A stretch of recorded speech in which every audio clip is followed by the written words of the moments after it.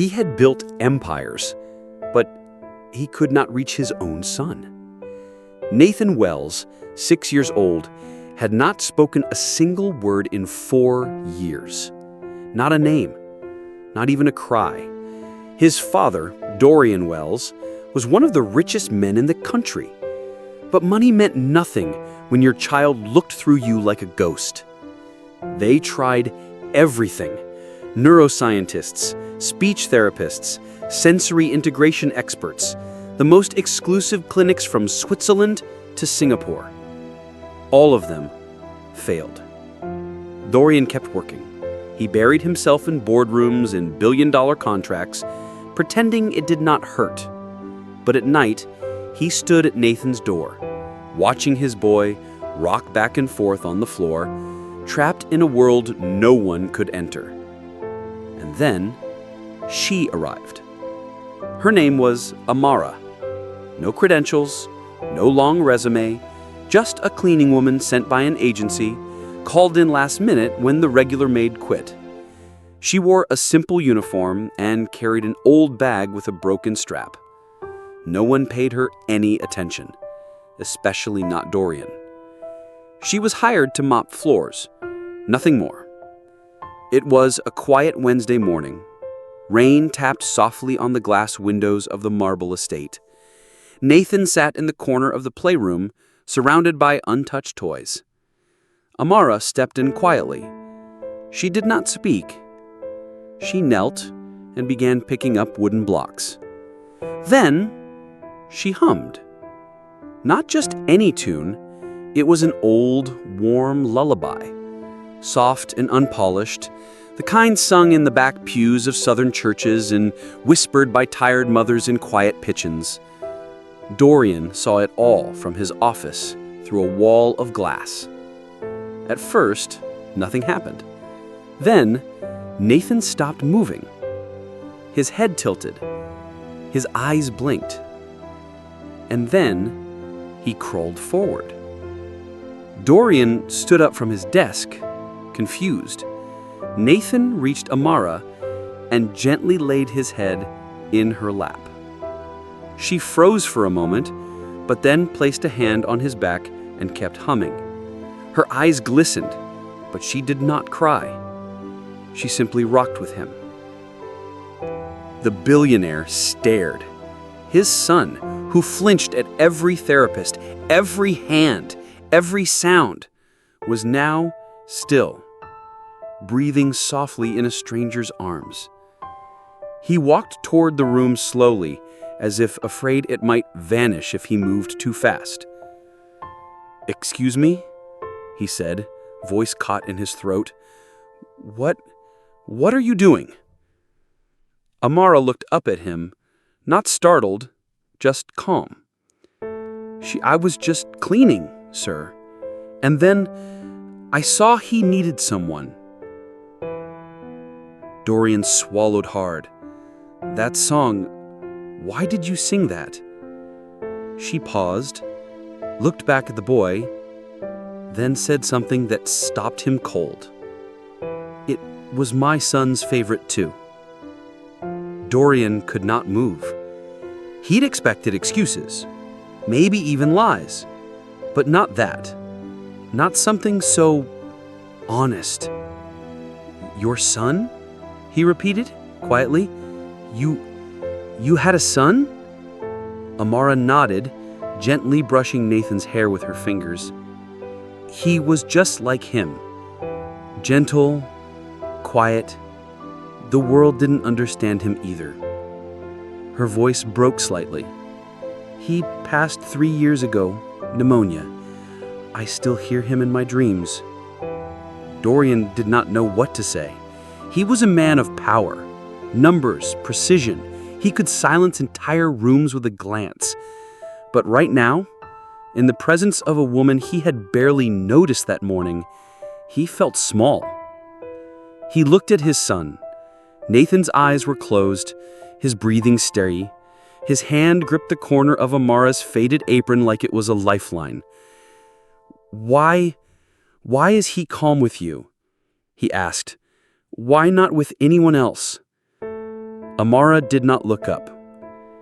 "Because I do not speak to the child people want him to be. I speak to the one he is." She paused. "Most people try to fix children like Nathan. I just tried to listen." No one had ever said that before. That night, Dorian did not go back to work. For the first time in years, he sat on the couch and watched. Amara stayed late, long after her shift, humming softly while Nathan drew shapes in the air with his fingers. The next day, Dorian asked her to come back.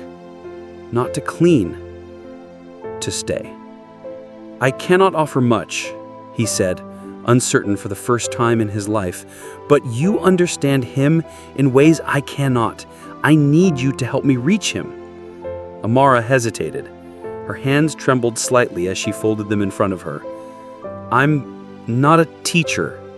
I'm just someone who lost something too soon." Dorian's voice cracked. "So am I." Over the next few days, everything changed. Nathan stopped banging his head against the wall. He no longer screamed when touched. He sat beside Amara, watching her sew, stack books, or even just sip tea in silence. She never tried to make him speak. But then, one quiet afternoon, something happened. Nathan picked up a photo. It was a picture of Amara holding her son, both of them smiling in a sunlit park. He touched her hand and whispered, "Mama." Amara gasped. She covered her mouth as tears rushed down her cheeks. Dorian had walked in just in time to hear it. He nearly collapsed. Not from grief, from something deeper. A joy so sharp, it hurt. "He spoke," Dorian said, breathless. "He spoke to you." But Amara was already crying. "That wasn't meant for me. It was meant for someone he never got to meet." Dorian stared at her, confused. What do you mean?" he asked. She looked up, her eyes full of both sorrow and light. "I think your son knows mine, even if the world says they never met." For the first time in years, the Wells mansion was no longer silent. The sound of humming, laughter, and soft footsteps now filled the marble hallways, not from staff or machines, but from Nathan. He still did not speak often, but he smiled. He listened. He reached for Amara's hand every morning without fail. That alone was a miracle. But not everyone was happy. When Dorian told the board he had placed a maid in charge of his son's development, the backlash was immediate. "You're risking his progress," one consultant barked. "She's not qualified," said another. "She has no degree, no background in behavioral therapy." Dorian stared at them with cold steel in his eyes. "My son said his first word because of her, not because of your clinics." Silence.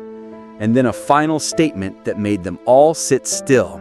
"If any of you think money makes you more qualified to love my child, you're dismissed."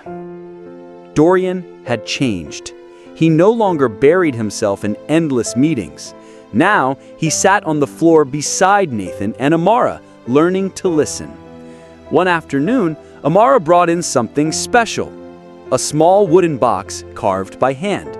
Inside were pieces of her late son's life. Drawings, flashcards, little toys worn smooth with use. Nathan touched each one carefully. He did not speak, but his eyes lit up like he understood something, like he recognized something unspoken between them. Then the real breakthrough happened. They were outside in the garden.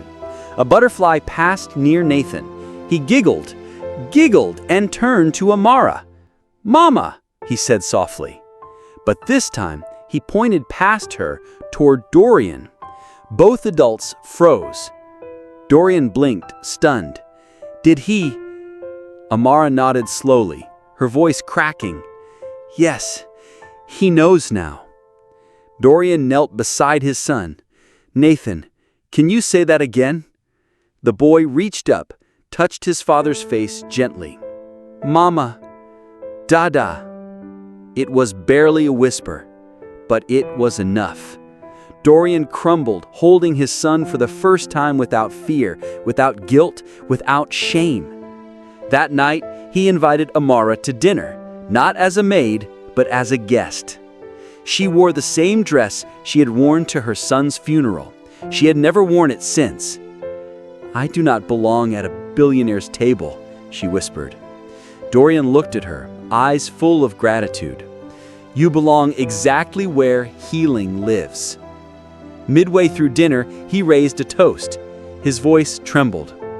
"To the woman who gave my son a voice and taught me how to listen." But Amara just smiled through her tears and whispered, "To the boy who gave mine a reason to keep breathing." Weeks turned into months. The mansion that once echoed with silence now breathed with warmth, rhythm, and routine. Nathan was not suddenly cured. He still had his quiet days, still needed space, still used his fingers to communicate more than words. But he was no longer invisible. He was seen by Amara and now finally by his father. Dorian built a new room beside the play area, a soft-lit space filled with music, sensory tools, art, and quiet textures. But above all, it held something more valuable than design: Amara's presence. One morning, as the sun poured into the kitchen, Dorian approached her. "I need to ask you something," he said nervously. She turned, wiping her hands.